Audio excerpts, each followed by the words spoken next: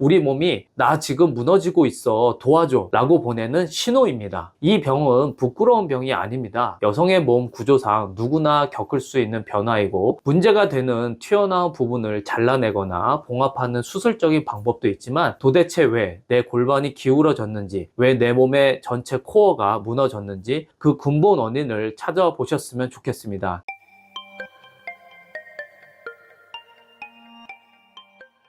안녕하세요. 자율신경을 연구하고 치료하는 황상철 원장입니다. 지난 1편에서는 골반 장기 탈출증이 무엇인지, 방광류, 자궁 탈출증, 직장류를 어떻게 구분하는지, 그리고 한의학 두개청골 관점에서 이 병의 근본 원인이 머리부터 엉덩이까지 이어지는 몸의 코어가 무너진 것에 있다는 이야기를 해드렸습니다. 체형과 체질이 왜 중요한지, 실제 환자 사례를 통해 감별 진단이 얼마나 결정적인지도 함께 살펴보았죠. 아직 1편을 못 보신 분들은 꼭 먼저 보고 오시길 추천드립니다. 오늘 2편에서는 본격적으로 치료와 예방에 대해 다뤄보겠습니다. 현대의학의 수술적 치료법부터 수술 후 반드시 알아야 할 요실금과 성기능 문제, 한의학 치료법, 그리고 오늘부터 바로 실천할 수 있는 일상 예방법까지 빠짐없이 정리해 드릴 테니 끝까지 함께 해주세요. 저는 통합의학적 관점에서 한의학 치료만 고집하지 않습니다. 환자 입장에서는 지금 당장 증상이 좋아질 수 있다면 모든 방법을 동원해야 합니다. 그래서 증상의 단계에 따라 가장 적절한 방법을 선택하는 것이 중요합니다. 현대의학에서 제시하는 치료법을 단계별로 정리해 드릴게요. 먼저 초기 단계입니다. 증상이 가볍다면 케겔 운동이 가장 기본적인 보존 치료가 됩니다. 소변을 끊는 느낌으로 골반저 근육을 조였다 푸는 동작을 하루에 수십 회, 6개월 이상 꾸준히 하면 큰 도움이 됩니다. 다만 여기서 꼭 짚어드리고 싶은 것이 있어요. 케겔 운동을 할 때 단순히 항목만 조이는 방식으로 하시면 오히려 복압이 올라가서 증상이 악화될 수 있습니다. 골반저 전체를 위로 끌어올린다는 느낌으로 해야 하고 1편에서 말씀드린 것처럼 근육이 이미 과긴장 상태인 분은 케겔 운동이 오히려 독이 될 수 있으니 반드시 전문가의 진단 후에 시작하셔야 합니다. 다음은 비수술적 치료법입니다. 수술이 힘든 고령 환자분이나 수술을 원하지 않으시는 분에게는 질 안에 링 형태의 기구인 패서리를 넣어서 내려온 장기를 물리적으로 지탱해주는 방법이 있습니다. 근본적인 해결은 아니지만 일상생활의 질을 크게 개선할 수 있죠. 마지막으로 수술적 방법입니다. 일상이 불편할 정도로 심하다면 수술이 필요합니다. 보통 늘어난 질벽을 잘라내고 봉합하는 전질벽 봉합술을 주로 하는데요. 하지만 이 방식은 질 점막을 너무 많이 제거하거나 질 입구를 지나치게 좁혀 놓을 수 있어서 재발의 우려가 있고 수술 후 성관계가 어려워지는 부작용도 적지 않습니다. 그래서 최근에는 다른 방법으로 대표적인 것이 방광류 메쉬 수술, 즉 방광류 교정술입니다. 질벽을 통해서 의료용 그물망, 메쉬를 삽입해서 아래로 처진 방광을 원래 위치로 밀어 올리고 지지해주는 수술법인데요. 방광 아래쪽에 메쉬 지지대를 설치해서 약해진 질벽을 강화하고 방광이 다시 내려오지 않도록 고정하는 원리입니다. 기존의 봉합술보다 재발률이 낮고 약해진 조직을 광범위하게 보강할 수 있다는 것이 큰 장점이죠. 이 수술은 방광이 질내 벽 쪽으로 만져지거나 튀어나와서 일상생활이 불편할 때, 그리고 소변이 시원하지 않거나 자주 마렵고 불편할 때, 조직이 매우 약해져서 일반적인 봉합만으로는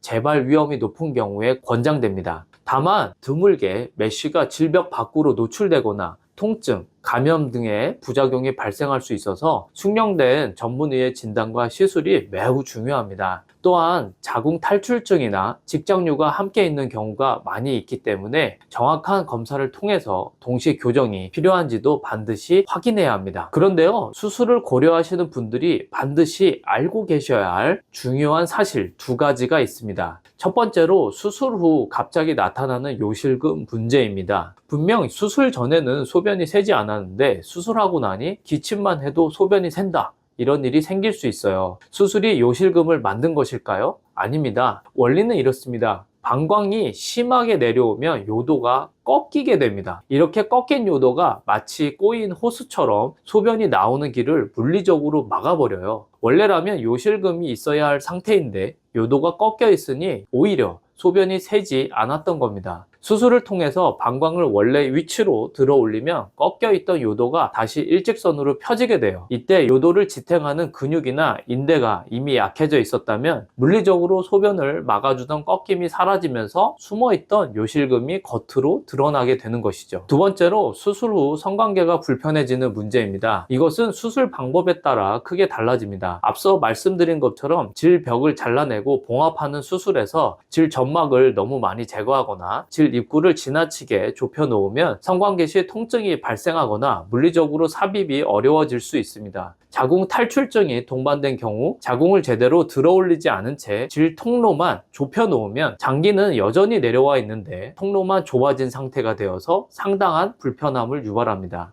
또한 수술 전부터 혹은 수술 후 통증에 대한 두려움으로 인해서 골반저 근육이 과하게 수축된 과긴장 상태가 되면 질내 공간이 좁아지고 통증이 생겨서 성기능이 저하될 수 있습니다. 결론적으로 성기능을 보존하면서 방광류를 치료하기 위해서는 질 점막을 최대한 보존하고 장기를 위로 들어 올려 고정하는 수술을 선택하는 것이 중요하고 수술 전후에 골반 근육의 긴장도를 관리하는 것이 필수적입니다. 자, 이제 한의사인 제가 강조하고 싶은 부분입니다. 현대의학의 수술적 치료가 내려온 장기를 물리적으로 올려 고정하는 것이라면 한의학적 치료는 왜 내려왔는지, 그 근본 원인인 몸의 축을 바로잡아서 장기가 스스로 제자리를 찾게 하는 것입니다. 첫 번째로 두개청골 추나 치료입니다. 두개청골 추나, CST라고 하는데요. 이 치료는 머리 두개골부터 척추를 거쳐서 청골까지 흐르는 뇌 척수액의 리듬과 경막의 긴장을 정상화하는 치료입니다. 수기요법으로 두개골과 청골의 미세한 움직임을 감지하고 바로잡아서 골반저 근육이 스스로 탄력을 회복하도록 도와줍니다. 특히 이 치료는 장기가 실제로 내려오지 않았는데 밑이 빠지는 느낌이 드는 환자의 경우에서도 효과를 보입니다. 두 번째로 체형 교정 치료예요. 1편에서 말씀드렸듯이 골반은 장기를 담는 그릇과 같아서 체형이 틀어지면 그릇이 기울어져서 내부 장기의 압력 편차가 발생하고 결국 장기가 아래로 밀려 내려오게 됩니다. 방광류를 유발하고 악화시키는 대표적인 체형 3가지와 각각에 맞는 교정 방향을 설명드리겠습니다. 먼저 평평등과 구분등 체형입니다. 이 체형들은 척추와 골반의 정상적인 S자 곡선이 사라져서 허리가 일자가 되거나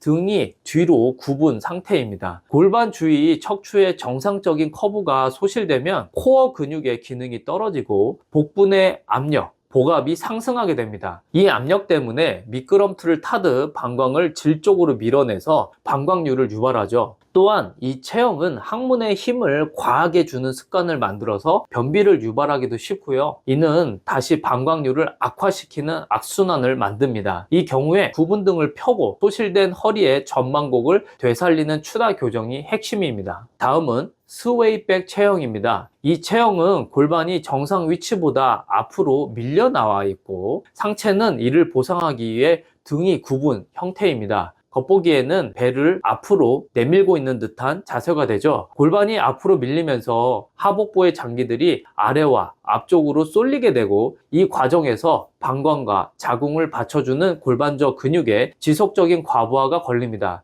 복부 근육은 이완되어 약해지는 반면에 하복부 압력은 높아져서 장기가 질 입구 방향으로 탈출하려는 힘이 강해지게 됩니다. 이 경우에 앞으로 밀려난 골반을 제자리로 돌리고 상체의 정렬을 바로잡는 추나 교정이 필요합니다. 이렇게 체형별 특성에 맞춘 교정을 통해서 골반의 수평을 맞추면 복부 내 압력이 정상적으로 분산되고 내려와 있던 장기들이 제자리로 돌아갈 수 있는 물리적 공간이 확보됩니다. 수술 후 재발을 막기 위해서도 자신의 체형에 맞는 교정은 필수적입니다. 세 번째로 한약 치료입니다. 기운을 위로 끌어올리는 대표적인 처방을 기본으로 환자 개인의 체질과 상태에 맞게 약을 구성합니다. 기가 아래로 빠지는 기어하합 상태를 교정하고 약해진 인대와 근육 조직에 영양과 에너지를 채워 넣어서 탄력을 회복시키는 것이 목적입니다. 간과 신의 기능이 약한 체질이라면 이 부분을 보강하는 약재를 강화해서 연부 조직의 지지력을 높여줍니다. 이렇게 세 가지 두개청골 추나 체형 교정, 한약 치료를 병행하면 장기를 단순히 올려 고정하는 것이 아니라 몸 전체가 장기를 제자리에 유지하려는 힘 자체를 다시 되살리는 치료가 가능합니다. 마지막으로 오늘부터 바로 실천하실 수 있는 예방과 관리법을 정리해 드리겠습니다. 한 가지 꼭 기억하셔야 할 핵심 원칙이 있어요. 케겔 운동이 근육을 강화하는 예방이라면 복압을 낮추는 생활 습관과 바른 자세는 골반 근육의 손상을 막는 방법입니다. 이 두 가지가 함께 가야 합니다. 첫 번째로 방광 건강을 위한 수분 섭취법이에요. 하루 1.5리터에서 1.8리터 내외의 물을 미지근한 상태로 조금씩 나누어 마시는 것이 좋습니다. 특히 아침에 일어나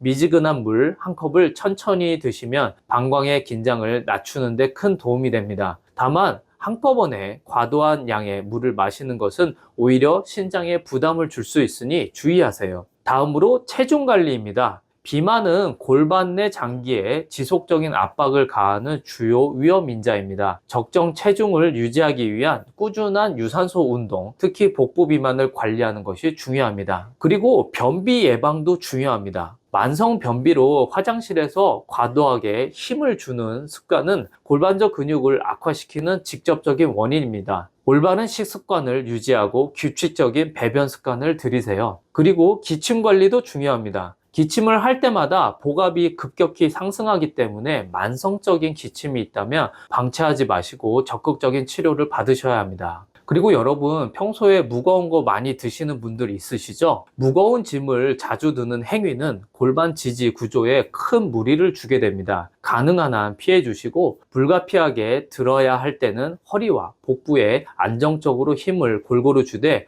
골반 쪽으로 힘이 쏠리지 않도록 주의해 주세요. 다음으로 나쁜 자세 바로 잡기입니다. 쪼그려 앉아 일하기, 장시간 서 있기, 한쪽 다리 세워 앉기, 양무릎 감싸 안고 앉기, 이런 습관들은 모두 골반에 불필요한 압력을 가하게 됩니다. 의식적으로 고치셔야 합니다. 마지막으로 폐경 후 관리예요. 폐경 이후에는 여성 호르몬 감소로 조직의 탄력이 급격히 떨어집니다. 이 시기에는 앞서 말씀드린 나쁜 습관들을 더욱 철저히 관리하셔야 합니다. 이미 변형된 체형은 단순 운동만으로는 한계가 있으므로 반드시 전문가의 진단을 받으시길 권장해 드립니다. 자, 여러분, 1편과 2편에 걸쳐서 골반 장기 탈출증, 방광류의 원인부터 진단, 치료, 예방까지 모든 것을 다뤄보았습니다. 이 병은 부끄러운 병이 아닙니다. 여성의 몸 구조상 누구나 겪을 수 있는 변화이고 우리 몸이 나 지금 무너지고 있어 도와줘 라고 보내는 신호입니다. 문제가 되는 튀어나온 부분을 잘라내거나 봉합하는 수술적인 방법도 있지만 도대체 왜 내 골반이 기울어졌는지, 왜 내 몸의 전체 코어가 무너졌는지 그 근본 원인을 찾아보셨으면 좋겠습니다. 한의학의 두개청골 추나와 체형 교정, 체질에 맞는 한약 치료로 우리 몸의 코어를 바로잡고 필요한 경우에는 수술 치료법과